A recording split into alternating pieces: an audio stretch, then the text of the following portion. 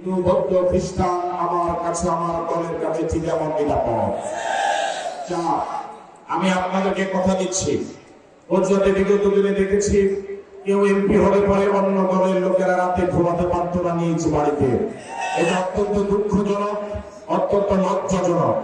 সবচেয়ে সুস্বাদু হালিম রাঁধুনি হালিম। হালিম হোক রাঁধুনি হালিম।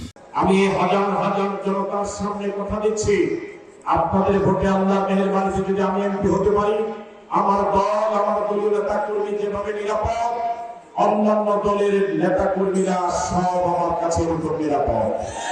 5, আমি আপনাদেরকে কথা দিচ্ছি, আমি শুধু জামাত ইসলামের দায়িত্বশীলদেরকে নিয়ে এই কচুয়াটাকে পরিচালনা করব না।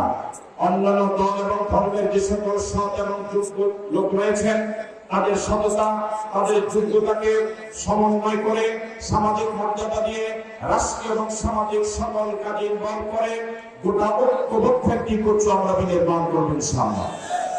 আমি ব্যবসায়ী ভাইদের উদ্দেশ্যে বলতে চাই, গোটা কচুয়া এই 5 আগস্টের পর থেকে আজ পর্যন্ত গোটা কচুয়াবাসী যেভাবে ভয় ভীতির মধ্যে রয়েছে, যেটা আজকে আপনারা বললেন, গোটা কচুয়ার ব্যবসায়ী ভাইরা এই 5 তারিখের পর থেকে পর্যন্ত চাঁদাবাজদের দৌরাত্মের কারণে অসহায় জীবনযাপন করছে। আমরা আপনাদেরকে কথা দিচ্ছি, 12 তারিখ আপনারা আমাদেরকে চেয়ার দেন, ইনশাআল্লাহ 13 তারিখ থেকে কচুয়াতে চাঁদাবাজির কবর রচনা হবে ইনশাআল্লাহ।